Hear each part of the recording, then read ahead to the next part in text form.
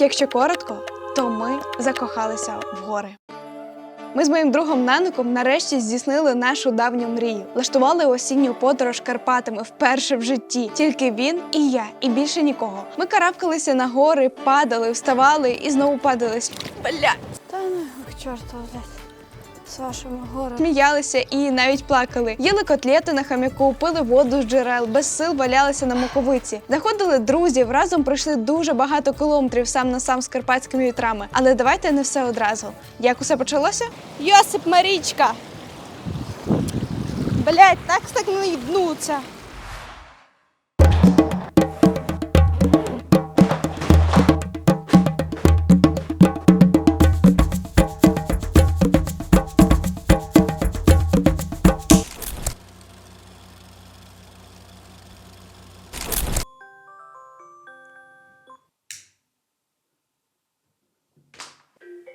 Привіт, я Вероніка, люблю жовтий колір, гречку з м'ясом і шукати пригоди на свою дупу. А ще я ненавиджу рано прокидатися. Коротше, в цей раз моєю ціллю є дослідити, чому люди так сильно люблять Карпати. Чому усі туди повертаються? І да, там мене ще жодного разу чорти не водили. І це було моєю маленькою потаємною мрією. Так, ще залишилися люди, які жодного разу там не було. Спокійно, будемо це виправляти. Отже, у нас навіть був план. Я маю точку А. Це Тернопіль. До початку Карпат їхати нам практично 200 кілометрів. Першою точкою стане Івано-Франківськ. Я не сильно люблю довго зупинятися в містах, але Франківськ – це святе. Тому туди обов'язково. Далі їдемо до Надвірної, там є дещо цікавеньке. Потім Букове, Яремча, гора Маковиця і гора Хом'як. О боже, дай мені сили. І якщо чесно, далі плану у мене немає. Мені навіть трошечки страшно їхати в Карпати, тому що я жодного разу там не була. І я боюсь в них дуже сильно закохатися, так що не зможу повернутися назад. Ну, спробуємо.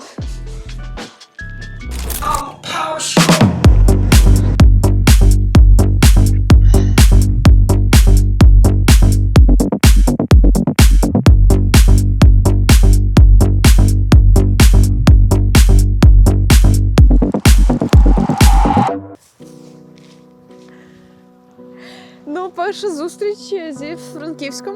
Прикольно. Да, я Франківську. Уху! І сьогодні Франківськ залило просто таким туманом, ну настільки густим, я вже давно такого туману взагалі не бачила, але від цього стає мега атмосферно і так якось містично. І коли ти вперше виходиш з машини і бачиш такого динозавра, прикольно. Я думаю, що Франківськ нам підготував дуже багато цікавого, тому що з ким я спілкуюсь, всі завжди як один говорили, що Франківськ – це дуже сучасне, молодіжне, розвиваюче і перспективне містечко. Тому я думаю, що тут є що подивитись і надію, що він нас сьогодні буде дивувати. Погнав! Франківськ, Франківськ! А я сьогодні не одна. Так, Нанок, розказуй, що ми сьогодні будемо дивитися в Франківську? Погнали!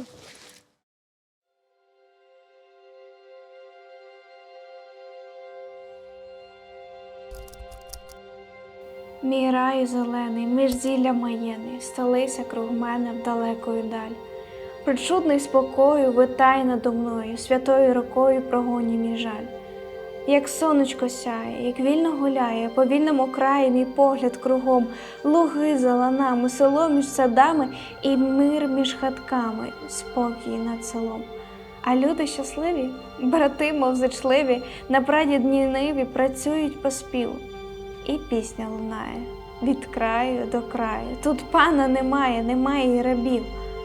О краю мій, світе, щоб раз тебе взріти, я рад був терпіти весь вік у яремі. А днястя щоднини з утіхом дитини видаю єдиний у снах у тюрмі.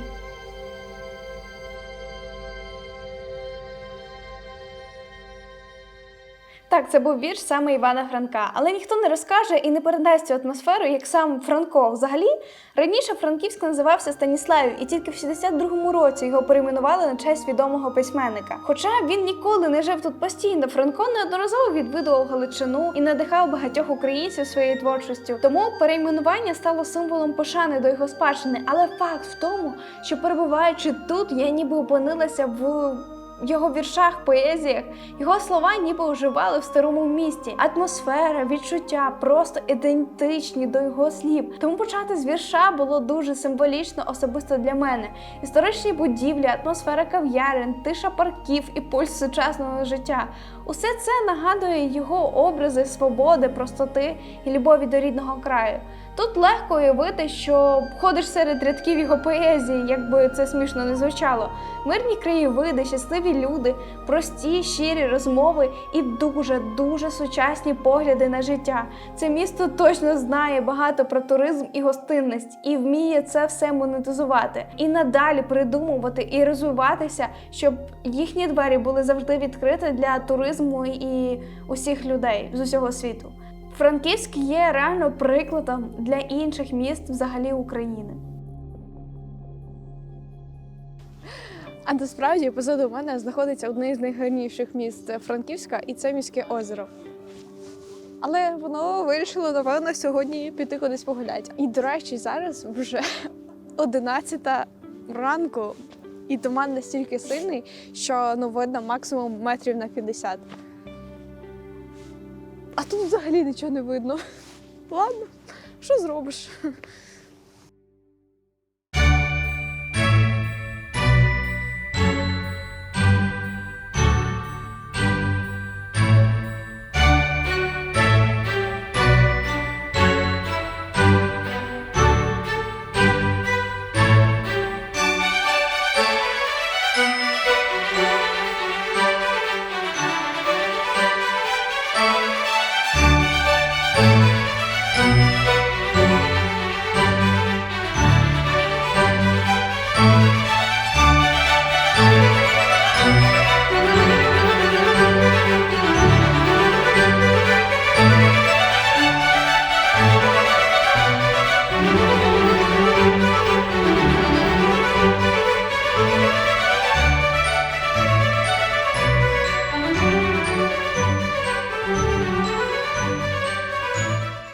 А ось так виглядає озеро без туману. Бачите, воно є, я вам не збрехала. Коротше, що я замітила взагалі в такого особливого Франківського вже за декілька годин перебування тут, це те, що це дуже спортивне містечко. Тут, правда, всі бігають, займаються на байдарках. І що прикольно, що тут навколо всього озера є бігова доріжка прорезинена, яка дає можливість спортсменам зберегти взагалі своє здоров'я, ноги, не травмуватися і краще досягати якихось своїх результатів. І за це їм прям респект. Я побачила декілька комплексів, які готують саме олімпійських спортсменів, а про спортивний Франківськ ми ще з вами поговоримо. І не тільки про Франківськ, а взагалі Франківську область, тому що вони досягають таких висот, що я просто в афігі була, і це дуже респектово.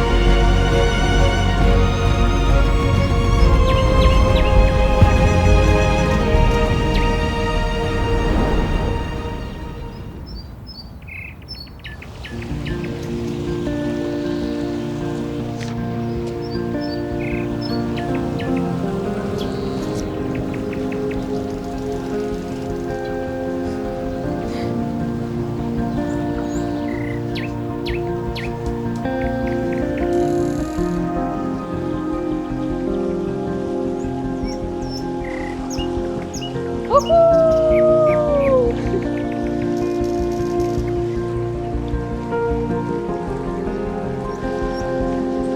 новин, де я взагалі зараз знаходжусь. Я зупинилася в маленькому містечку під назвою Надвірна, і це такий, можна сказати, портал в карпатські краєвиди. Тут вже починаються якісь гори, скали, гірські річки. Бляха, я стою, дивлюсь на цю річку і не можу надивитись, тому що це така мощ. І вода настільки прозора, що хочеться просто взяти і напитися цієї води, що я і зробила. І я не знаю чому, але пахне реально морем. Просто пахне морем. От хочеться взяти як він і піти купатися. І знаєте, місяць назад я взагалі не могла подумати, що буду тут, що зможу бачити ці краєвиди, відчувати цю енергію шалену просто цього місця. Але життя настільки непередбачуване, що ти ніколи не знаєш, що станеться з тобою завтра. І я вдячна реально сьогодні за те, що можу бачити і відчувати все, що відбувається навколо мене. А водичка прям холодненька. Погнали! Ми в Карпатах, ребята!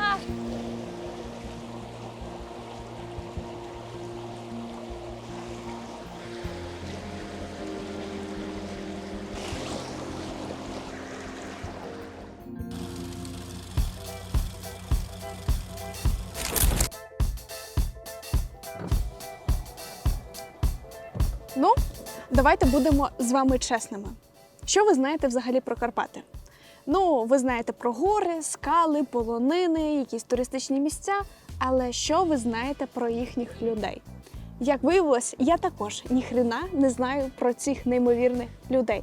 І так сталося, що в Надвірні я познайомилася з людьми, які розповіли мені про дуже унікальне місце, яким має пишатися вся Україна.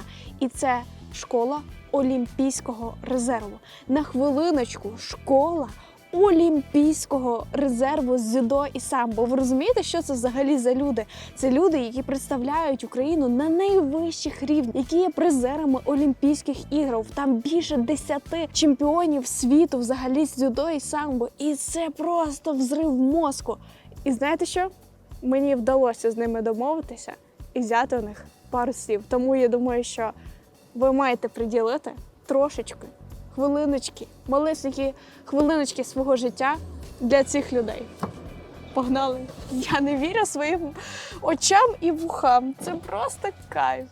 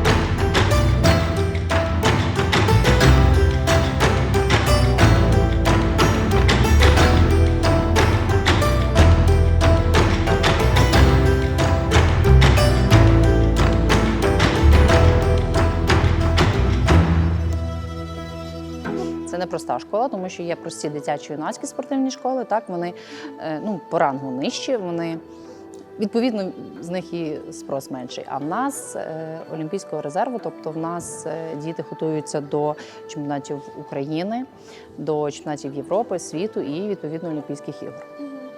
Мене звати Іванка. Я вже займаюся 4 роки. 4. Так. Які маєш досягнення? Я бронзова і срібна призерка України по самбо. І думаю, що надалі стану і по дзюдо. От в нас школа Олімпійського резерву. Чому в нас взагалі школа Олімпійського резерву? Через те, що в нас вихованець, в нашого Євгена Миколайовича Боднарука, Гонтюк Роман. Він дворазовий призер Олімпійських ігор з дзюдо. Так. В 2004 році він став срібним призером, а у 2008 році він став бронзним призером. Тобто такою кількістю медалей на чемпіонаті, на Олімпійських іграх, ну, не може похвалитися, напевно, що в нас в Україні з дзюдо, мається з нашого виду спорту, ніхто. Мене звати Софія. Так, я займаюся і дзюдо, і самбо. Скажи, як взагалі бути дівчиною в такому непростому спорті? Ну, типу, це зараз така тема дуже. Насправді, коли перший раз я прийшла на дзюдо, я побачила і дівчат, і хлопців, і навколо всі казали, що це взагалі не дівчачий вид спорту, ти будеш груба, тобі це буде не йти. Ну, тобто багато людей, які кажуть і так насправді думають. Але дуже багато є спортсменок і світових, і в нашій країні, на яких подивитися, і вони дуже гарні дівчата. І навіть не скажеш, що вони там займаються дзюдо, самбо. Асоціація чомусь для борців завжди це щось має бути таке велике, багато важить, великі м'язи, мускули, не жіночне взагалі. А насправді в нас є як вікова категорія, так і вагова категорія. Чим менша вагова категорія, тим дівчинка виглядає більш жіночною, тендітною. Звичайно, є вагова категорія плюс, там дівчатка по 100 кг, вони виглядають більшими. Але насправді дзюдо не додає дівчині там грубих рис, таких, які не притаманні жінці. Головна техніка. Кожна жінка старається залишатися жінкою. Хіба би вже відходити від цього. Взагалі я з Одеської області, але потрапила сюди. Тут є більше можливості підготуватися до вищих стартів, підготуватися для кращого свого майбутнього. І тому я опинилася в цьому залі, в надвірній. Тому ти просто з Одеси переїхала сюди, щоб займатися саме цим залі? Так. Серйозно? А чому? Ну, типу, звідки ти дізналася взагалі про цю школу? Мій тренер, перший тренер з Одеської області. Перший раз я сюди приїхала 1,5 роки тому просто на збір перед Європою. Ми підготувалися до Європи, поїхали на Європу, я зайняла там 2 місце. І ось як зараз пам'ятаю, що на фінальну сутичку я виходила, і мені Євген Миколаївич, тренер з цього залу, сказав: «Софія, вийди і покажи, як бушує Чорне море». І мені так запам'яталось, це відклалось в пам'яті. Тут дуже круті спортсмени, і мені дуже приємно з ними займатися тут. Скільки тебе тренувань на день? 3. 3? Так. А в школу? Та в школу 2 на 3 роки ти можна вже йти. В школу? Ну так, зараз школа на 2-му, типу, місці. В якому ти класі навчаєшся? 10-му. В 10-му, то ти там 3-2 уроки і все. Так. 4, якщо Як нульовий. вчителі реагують? Ну, одні, там є пару вчителів, що нормально відреагували, вони прохожий раз, вони можуть і поставити оцінку, щоб атестований бути. А одні, типу, все, ти не ходиш. Так, а одні не дуже. Так. Не дуже, так. Ну, давай таке питання найтрешовішої ситуації на змаганнях, тому що це взагалі така. Ну, для мене найтрешовіше – це коли я зламала руку на змаганнях. І мені прийшлось, мене ніхто не заставляв, я сама вирішила, що я буду боротися далі. Ну, саме останнє, те, що я запам'ятала, це ми їхали на чемпіонат України по самбо. Чи це був у нас турнір? Здається, турнір. Ми їхали в Київ, і якраз вночі були тривоги. А ми самі тут живемо в надвірні, і ми так до цих тривог так звикли. І, відповідно, ми собі там далі спимо, ніхто нічого не реагує. А в Києві це в Києві. Тобто ми просиналися, з 12-го поверху летіли. Це треба було всіх дітей наших побудити, позбирати їх і, відповідно, бігли в укриття. Це було дуже страшно реально. І особливо, коли ми чули вибухи. Ну так, Це реально було. Тому що тебе ножки трясуться, ти думаєш, боже, оцих дітей треба, скільки їх було? 10 чи 12? І, коротше, це було реально круто. Ми поїхали у Львів, і в нас на останній вечір тренер лишився ночувати, і дівчата хотіли пранк зробити. Та й залетіли, а там тренер був. Та й, трохи. От він проснувся. А що в чому заключався? Вони хотіли розбудити, намазати нас, а вони якось, у них якась там чорна фігня була, вони хотіли нас намазати, але не вийшло. І бувало в нас таке, що в нас дівчинка дійсно була у Таїланді, загубилася, відстала від команди. А там ж дуже по закону військові, там всі з автоматами ходять, це дуже жорстко. І все обгорожено, зал обгорожений, металошукачі обходять всі. І там паркан високий. Ну, а вона ще й взяла, нам дають спортсменам такий бейджик, по якому ти можеш пройти, що ти доказуєш свою особу. Вона його також залишила в сумці, яку забрали ми. І ця дівчинка прилазить через паркан. А там є така дистанція від паркана, ну я знаю, так метрів 30 точно треба пробігтись до залу. І ми бачимо, стоїмо, не встигаємо, бо теж огорожа стоїть. І бачимо, вона перелазить паркан і починає бігти. І в Таїланді, ну ти ж не поясниш йому, чого ти туди біжиш. І ці хлопці з автоматами починають бігти за нею. І оце наскільки було для нас стресово, що ми англійську знаємо таке на пальцях, і вони тим більше також не дуже розуміють. І це їм пояснити було, що вона там ніяка не... Ну, це странно було виглядати. Правда.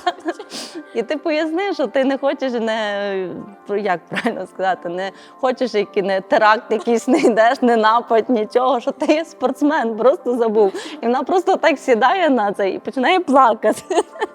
І вони, бідні, впадають в таку також апатію, що вони вже не знають, що з нею робити. І підходить вже наш старший тренер, і той, який відповідає за нашу команду, вже їм пояснює. Ну, то ми сміялися всі з цього. Це був переляк. Це був переляк вплоть для всіх. І це ми вечором мали про що поговорити. І цю ситуацію від 2007 року, можливо, дехто з тренерів згадує понині, як навчальний приклад, що так робити не можна. А у мене особисто, коли я повезла команду в Київ, трошки менші були дітки. Я ще не дуже на той час була така доросла, але приходимо ми на вокзал, і в нас так зазвичай садимо ми їх на крісла, йдемо по білети і говоримо, ніхто нікуди не відходить.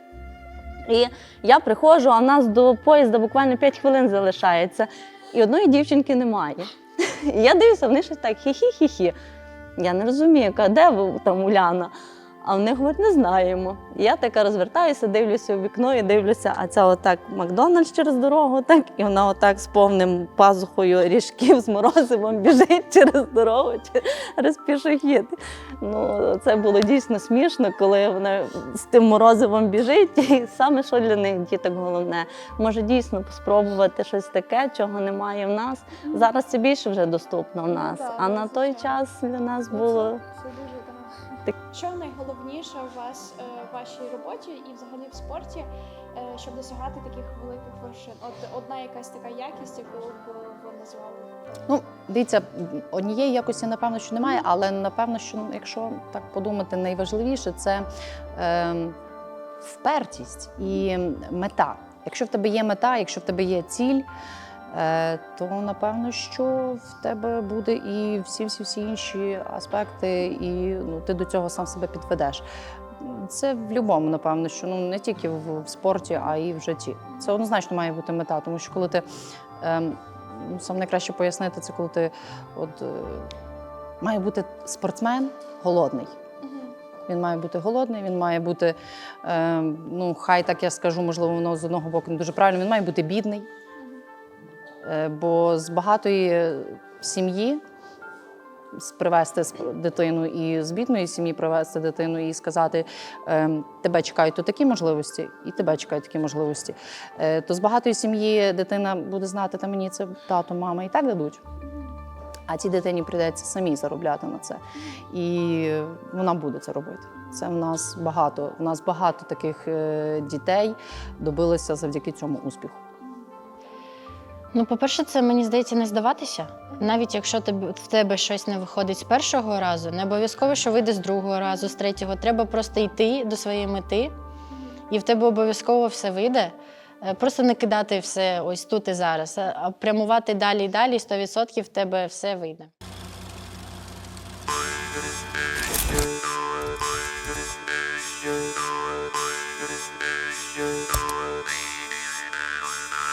Місце, в яке нам дуже хотілося потрапити, так просто на звичайному авто взагалі не доїдеш. Але в цей день нам дуже пощастило і вдалося з'їздити на джипі. Змінивши машину, ми відправилися в село Бокове, яке недалеко знаходиться від надвірної, високо в горах. Дорога реально з непростих, багато слизького каміння, високих підйомів з обривами за вікном. Але туди легко можна добратися і пішки. І це не займе великих зусиль, тому що від місця, куди доїжджають автобуси, йти зовсім недалеко. Але це той самий випадок, коли усі зусилля варті результату. Тут знаходяться два водоспади – Бухтівецький та Крапельковий. Таким чином, як там кажуть, можна вбити одним ударом двох зайців. Водоспад належить до величного горганського масиву. Він однокаскадний, його висота 8 метрів, а всього за 50 метрів від Бухтівецького знаходиться ще Крапельковий водоспад. Унікальність його в тому, що під ним можна пройтися і зробити красивенькі фото. Боже, ви тільки гляньте, який він тільки величезний!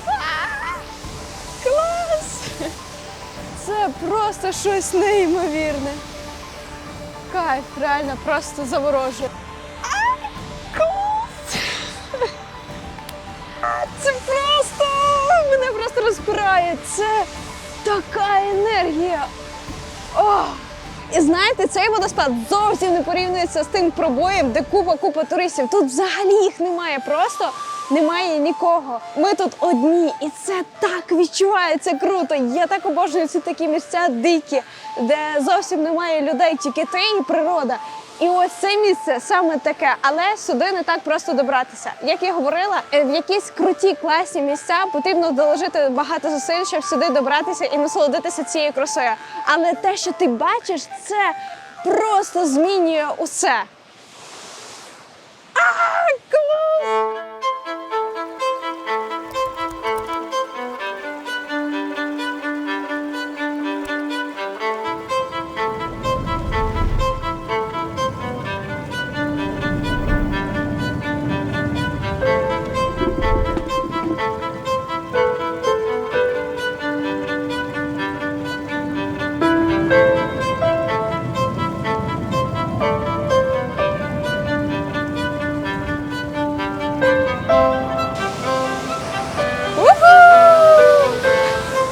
Це дуже казково.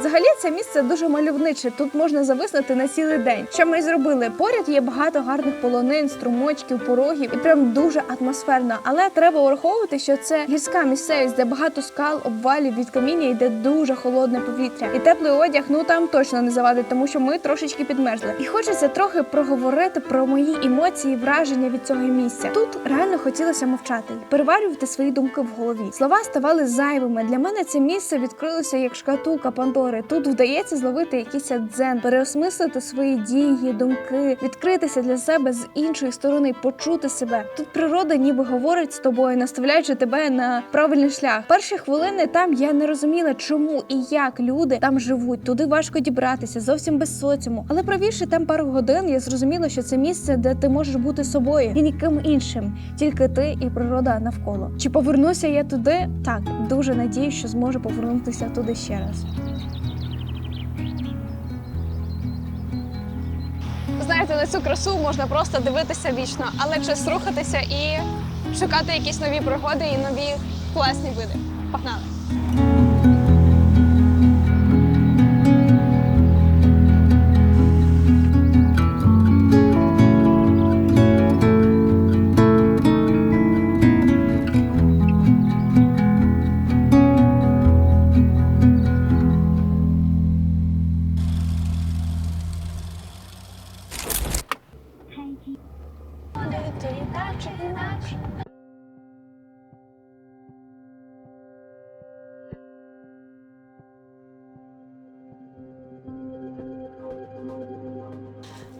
Я примчалася на стежку Довбуша. Мені всі дуже багато про неї розповідали, що це дуже класне місце і тут дуже сильна енергетика.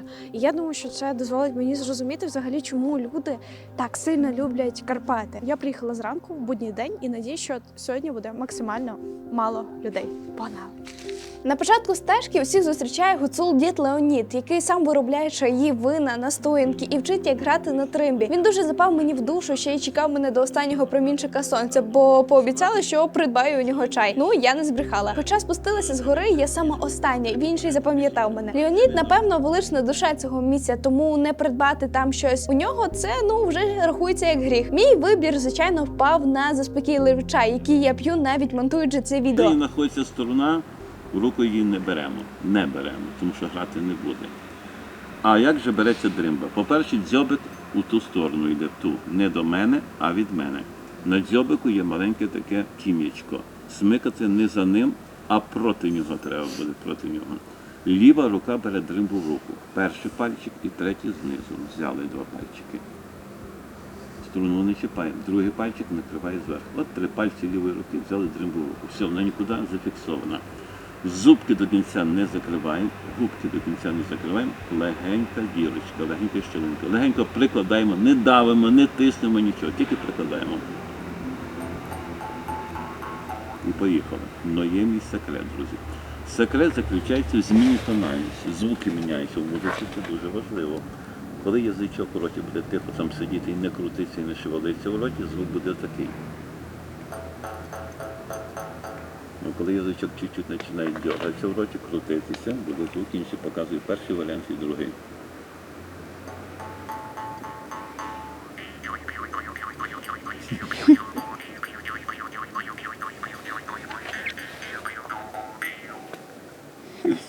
Стежка названа на честь Олекси Довбуша, відомого як український Робін Гуд. За переказами, Довбуш був ватажком опришків карпатських повстанців, які боролися за свободу народу у 18 столітті. Він забирав багатство багатих і роздавав їх бідним, за що став героєм народних пісень і легенд. На честь нього навіть відзнятий фільм. Я прям його рекомендую. Це один із кращих українських фільмів. Після нього це місце відчувається зовсім по-іншому. Попередньо скажу, що цього разу на гори в Карпати я піднімалася в соло, тобто сама, або з моєю собакою, дивлячись за обставинами. Багато зустрічних туристів питали, чи страшно мені. Насправді зовсім ні. Навпаки, після підйому на гору я раджу спробувати піднятися сам на сам усім. Ці відчуття не передати. Тут є тільки ти і гора. Мені було дуже непросто підніматися, бо гори для мене в свідомому віці стали вперше. Але вдалося відчути те відчуття, яке так часто стається в житті, що щоб отримати бажане, треба проробити величезну роботу. Слухайте, нащо вам ті спортзали? Ідіть в гори. Мої ікри просто вийшли з чату. Я вроді не курю, не п'ю, а задишка, як у курця зі стажем 300 років. Матінка Боже. Головне якось цей, не споткнуться, бо котиться і правда далеко. Але ж кайф.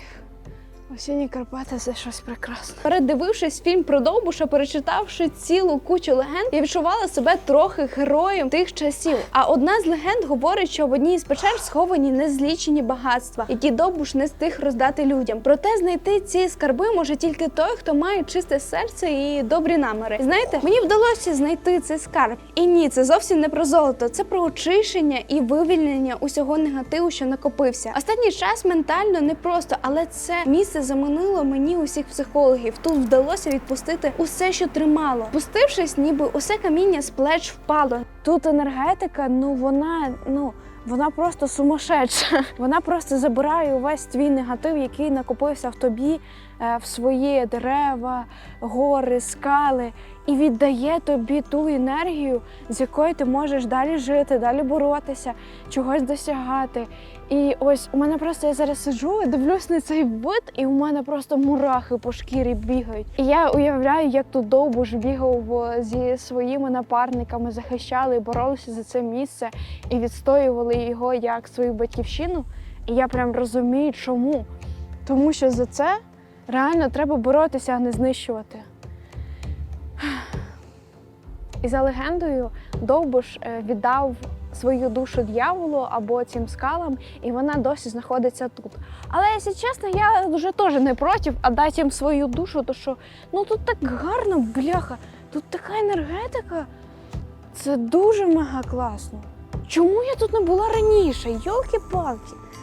Насправді стежка не дуже важка, але треба інколи полазити і попіднімати височенько ножки. Плюсами стежки є те, що тут можна піднятися навіть з дітьми, і впродовж неї відкривається багато панорамних краєвидів, що робить підйом цікавим. Ліс тут просто казковий: смереки, мох під ногами, спів птахів, шурхіт листя та дзюркотання струмочків. На кожному кроці величезні скелі, ніби залишки стародавнього світу.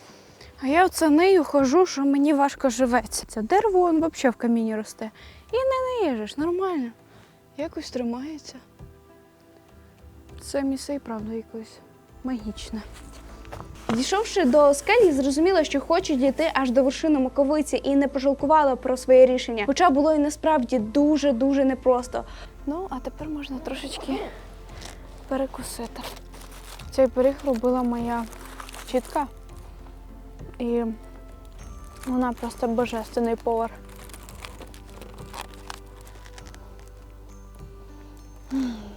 Кайф. Знаєте, їжа в горах зовсім по-іншому відчувається.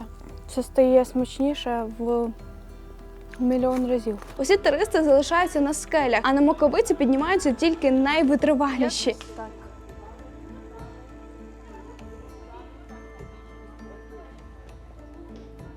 Туди навіть відбуваються тури на джипах, але на них не відчувається ось ця перемога над собою, коли усе в тобі хотіло здатися на половині шляху, але ти зміг, і це в горах цінується найбільше.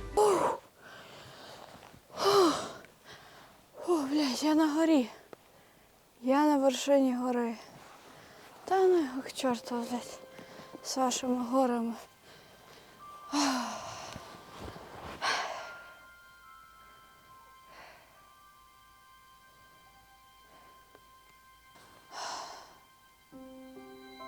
Гарно, дуже гарно. Але так бався просто. Фух. Це було дуже непросто. Але це так гарно. Просто кайф.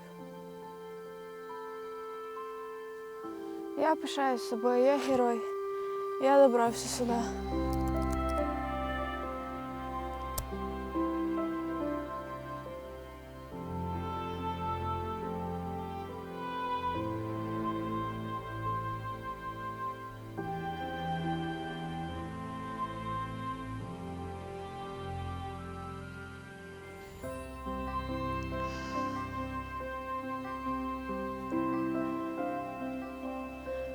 Знаєте, що мене найбільше дивує? Що тут, на цій горі, живуть люди. І взагалі тут на горах живуть люди. Як вони в магазин ходять, щоб, блядь, на чому? Як сюди заїхати? Напевно, щось не розумію в цьому житті.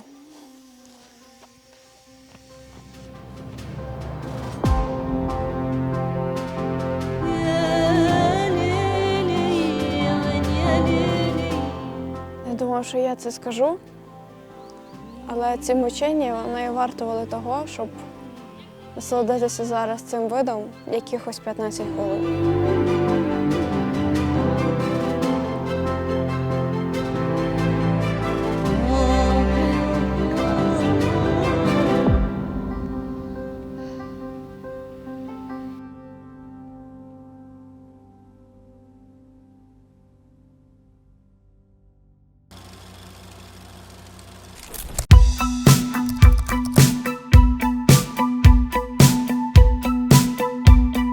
Розповісти взагалі про Яремче, коли вже всі про нього розповіли. Це місто з дитинства було в моєму записничку бажань і потаємних мрій. Воно неодноразово потрапляло на святковий стіл мого дня народження і прошептувалося перед святковими свічками за мить до того, як вогники гасли. Це було з тих пір, коли мама розповідала, як зі школи вони підлітками зажигали на скалах і наспівували пісні Бітлз. Коли сусіди їздили проводжати туди медовий місяць. І саме це місто стало моїм рятівником з ями якогось поганого настрою і вигорання. Воно бачило найбільше щасливих моментів пропозиції руки і серця, здійснення мрій і великих посмішок, які були найщирішими. Знаєте, от щось у ньому є таке, якесь, незрозуміле, щось не тільки про природу, а ще й про якийсь безтурботний вайб. Щоб краще зрозуміти, чому усі так люблять Карпати, ми вирішили пройтися по найтуристичнішим і найпопулярнішим маршрутам. Мені хотілося потайки стежити за людьми, підслухати їхні розмови, емоції, якими вони діляться. І щоб закрити геншталь з водоспадами, першою точкою в Яремче став саме водоспад Пробій. Усім відомий. Він розташований на річці Прути. Скоріше за все, його можна назвати як водяні пороги, ніж водоспад. Мені здається, тут усі бувають, коли взагалі приїжджають або планують приїхати в Карпати, тому що, по-перше, це дорога на Буковель, по-друге, тут дуже зручно заїхати автомобілем, багато парковок, тут багато готелей, і це зручно, класно і ще й прикольна, цікава локація. Це єдиний тут мінус, це те, що дуже багато туристів. Їх тут прям, так багатецько, тому що ця локація знаходиться дуже вдало, сюди дуже просто доїхати, і тому вона завжди привертає до себе дуже багато людей.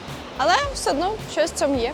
Прикольно. Я думаю, що цю локацію все ж таки варто подивитись, тому що тут дуже класно відображається оця сила природи і мощь взагалі води. Коли ти дивишся, вона ніби гіпнозом тебе заморажує. Важко навіть уявити, якщо ти опинишся десь серед цих потіків, тому що течія тут, мега швидка, і вибратися звідси, мені здається, зовсім нелегко. Взагалі ця точка на карті візитівка Карпат. Тут є величезний сувенірний ринок, або можна сказати навіть музей ручної роботи. Гроші в гаманцю ставали тут лишніми. Якщо не розраховувати тратити гроші, краще гаманець лишити десь вдома, бо в мене очі розбігалися хто куди. Коротше, мене там розводили як тільки могли, але унікальність цього ринку не в тому, що там багато товару, а те, як він представлений. Домашні сири, вишиванки, автентичні вироби, карпатські чаї від мене просто рекомендаціон. А сало то взагалі кохання з першого погляду. Ці дерев'яні будиночки, які зроблені без жодного цвяха, різьбляні вироби, усе це варте кожної витраченої хвилини там. Це місце просто витвір мистецтва, але є один величезний мінус – туристи.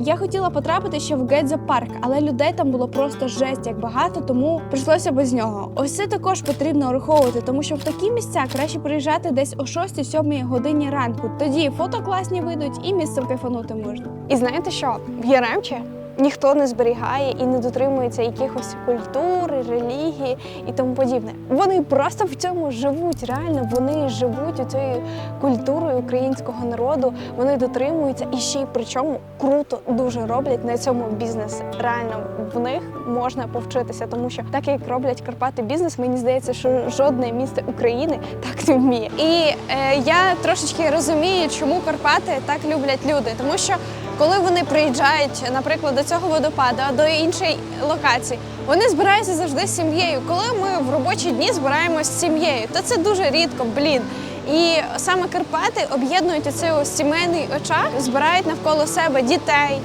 батьків, дідусів, бабусів. Всі вони просто кайфують один від одного, насолоджуються життям і роблять світлини, які потім вони навіть в старості будуть переглядати і згадувати, що вони були десь в Яремчі, кайфували від цього водопаду. Тому це також один із таких варіантів, чому люди так сильно люблять Карпати.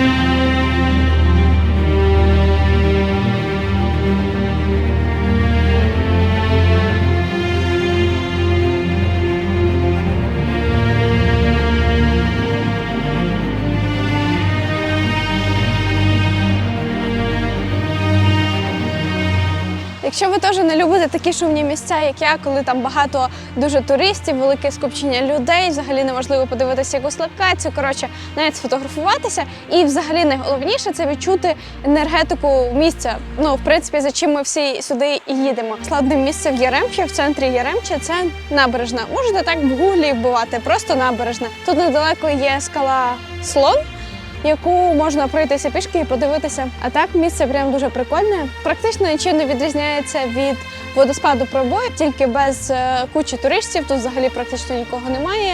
Це таке місце, напевно, про яке знають тільки місцеві. Тому користуйтесь.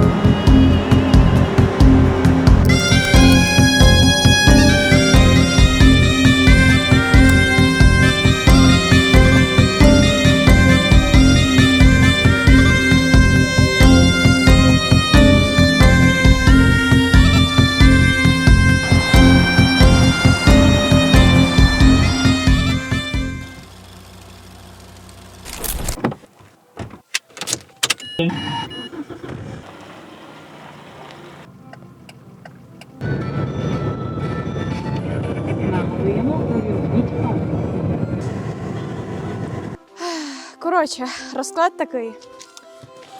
Моя ціль – це зараз піднятися на гору Хом'як. Я вперше в житті взагалі буду підніматися на якусь таку високу гору. Раніше я піднімалася ще в 9, напевно, років в Криму.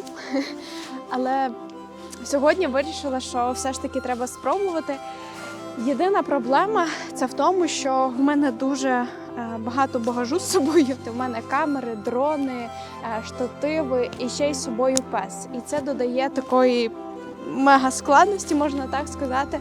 Але в мене є такий рюкзак, тому я надіюсь, він типу спеціально для хайкінгу, для гор. Надіюсь, що це спростить трошечки вагу. Але підніматися і справді дуже довго. Ось мені дали такий буклетик. Це гора Хом'як. Пише, що довжина стежки є 5,5 кілометрів і висота над рівнем моря 1500 метрів. Тривалість переходу 3 години, але у мене це займе набагато довше, тому я приїхала раніше. Звичайно ж, Шмаковиці мені було дуже мало, хоча за висотою вона 984 метри. Хотілося взяти трохи вищу висоту, тому наш вибір пав на гору Хом'як. Дуже непроста гора, вже на висоті мені сказали, що вона інколи навіть складніша за Говерло, хоча і нижча. Її висота становить 1500 метрів над рівнем морем, коли Говерла усі 2000. До цієї гори треба бути готовим морально і мати зручний одяг з гарним взуттям. Моє взуття зовсім не було предназначене для гір, ніг я на кінець шляху взагалі не відчувала. Все залишилося в синяках, подряпинах і збитих пальцях, мозолях, ноги дуже трусилися. Єдине, що хочу сказати, що траса дуже і дуже важка. Просто тут постійно скали і напрямок руху реально дуже великий градус. Ти просто так ідеш вгору і це все по камінням, а знизу дуже сильний обрив. Тому мені інколи прям дуже сикотно йти по цьому обриву. Йти з песиком більш-менш нормально. Єдине, що фігово, це те, що я оділася тепло, а моє тіло просто нагрівається до дуже великої температури, тому мені дуже жарко. Але реально важко. І я чомусь думала, що буде легше. Але нічого, справимося. Якщо чесно, на цю гору треба дуже гарне взуття, тому що тут слизько, постійні якісь річки, струмочки потрібно переходити. І постійно це каміння просто, його дуже багато і воно просто валиться з-під ног. Але нічого. Оцей чувак мене просто тягне. Я думала, мені буде важко з ним йти, але він просто йде вперед. Він дуже сильний, так як він охотничий пес, і він мене просто тягне вперед. І мені легше йти. Клас. Коварність гори в дуже великій кількості каміння, яке вискальзує з ніг. На ній відбуваються часті обвали і постійні травми. Переді мною дівчинка так впала, що вже під ручку спускалася, не добравшися до піку гори. Тому карпатські вершини не варто недооцінювати. Дуже не раджу підніматися туди в дощ. Як на мене, це взагалі самогубство. Нам з погодою пощастило, світило сонечко. Що значить напрямок руху туди? Ти що, на приколі?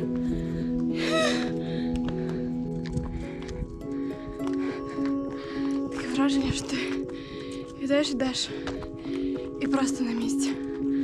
Але ти рухаєшся вперед, просто не замічаючи, як ти піднімаєшся вверх. Я не знаю, стільки мені залишилось кілометрів, але вже така реготіка починається. Просто чим вище, тим набагато складніше. Я не знаю, тут, напевно, підйом градусів 40, камера, звісно ж, цього не передає, але дуже важко. Піднімалися ми разом з моїм песиком Наником. Чесно кажучи, я думала, що до кінця шляху він просто навчиться матюкатися. Ми з ним були однією командою, прислухалися один до одного, тому все пройшло окей. І він справді красавчик. Стежки нагору зроблені серпантином. Сам шлях дуже класно позначено, хоча, коли ми поверталися, нам вдалося навіть заблукати. Інколи підйоми були дуже стрімкими і підніматися було мега складно. Виплюнути легені вже ставало потрохи зовсім не жартом. Єдине, що давало мотивації, це котлетка, яка так чекала нас в рюкзаку, і краєвиди, які час від часу з'являлися серед густого лісу. На цій горі природа просто чумова. Таких смерек величезних я ніколи не бачила. Гори взагалі здатні зберігати в собі щось дуже величне і непокірне. Коротше, ми пройшли 4500 кілометрів, нам залишилось ще 500. І починається прям такий стрімкий підйом вверх. Тому я не впевнена, що взагалі там щось зможу познімати, але ми зараз зупинилися на такій галявинці. Тут зазвичай ставлять намети і зранку зустрічають світанок або проважають закат. Набираємося трошки сил і гайда далі покоряти вершину. Я так втомилася, що я навіть передати не можу. Та пес. Він такий тепленький. Все. А от найжорстокіший прикол гори – це останні 500 метрів. Для мене це виявилося сущим адом, тому до нього треба бути готовим. В деякі моменти я відчувала себе підкорювачем якогось Евересту. Мені було по приколу вірити, що я якийсь жорсткий скалолаз. Ще й атмосфера на горі саме така, як в документальних фільмах про підкорювачів. Ще 100 метрів.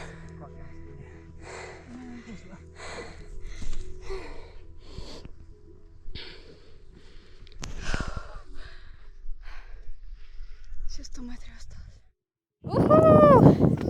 Я на горі Хом'як.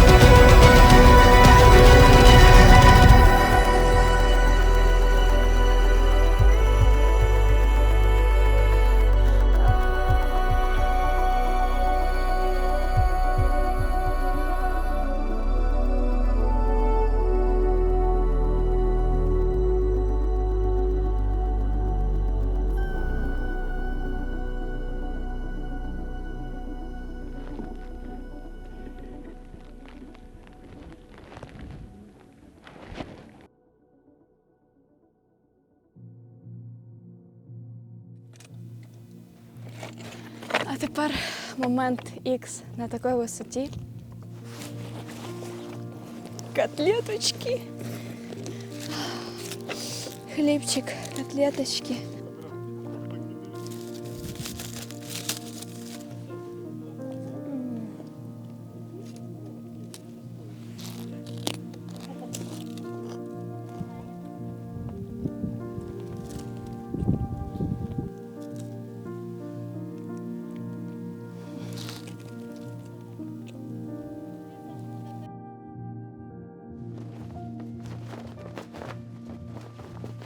Радять завжди знімати взуття на таких місцях, тому що так ти впитуєш усю енергетику і будеш здоровішим, сильнішим і щасливішим. Ну, думаю, треба спробувати. Клас.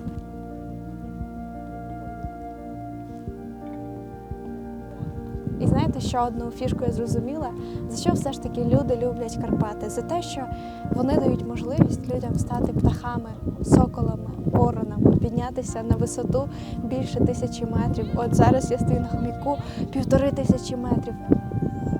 Де ти ще можеш піднятися на таку висоту і просто кайфувати від свіжого повітря? І саме Карпати дають можливість піднятися на рівень неба або навіть вище. А ми вже спускаємось з такими видами. На зворотньому шляху ми спустилися на полонину хом'яків. Я дуже мріяла запустити дрон в цьому місці, але вітер з кожною хвилиною піднімався все сильніше. І для дрону це не дуже класна погода, але він все ж таки злетів. Хоча його так потріпало, він трохи не улетів. Я за нього прям дуже переживала. То поставте йому лайк, він старався, хоч і турбулентність його побила знатно.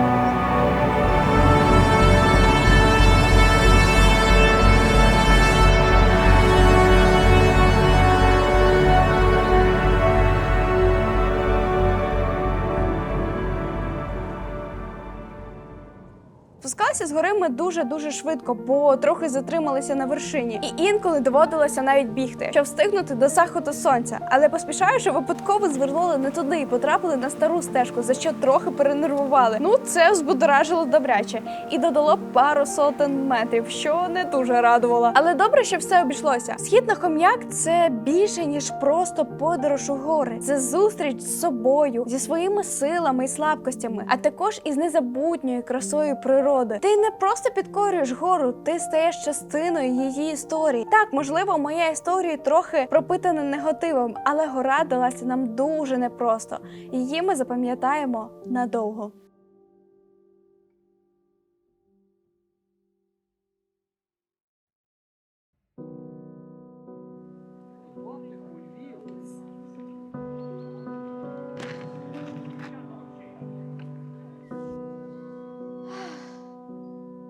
Мої пригоди потроху завершуються, і я вже мушу їхати з Карпат. І знаєте, я дуже боялася закохатися в Карпатах, щоб не змогти звідси поїхати. Але я розумію одну важливу річ, що Карпати потрібно приїжджати не так часто, щоб могти захоплюватися усім цим, наповнюватися цим, тому що я дуже багато спілкувалася з місцевими жителями, і усі як один говорять, що вони навіть не замічають цієї краси. А ми, коли приїжджаємо з великих міст сюди, просто кайфуємо, насолоджуємось і наповнюємося якоюсь неймовірно крутою, класною енергією. Я дуже вдячна вам за ваш перегляд, за те, що ви дивитесь мої відео, коментуєте, лайкаєте і підтримуєте взагалі україномовний контент. Тому що насправді це зараз дуже і дуже важливо, щоб всі бачили і підтримували нас якомога краще. А я буду дуже вдячна тобі за твою підписку і, звичайно, якийсь маленький репостик, щоб більше людей побачили це відео, більше людей оцінили ці неймовірні місця і пишалися взагалі тим, що вони живуть в Україні. А інші люди могли побачити цей прекрасний світ і приїхати з інших країн до нас в гості, щоб ми могли розвиватися і валити наповну. Тому, па-па, до нових зустрічей, до нових відео. Зустрінемося.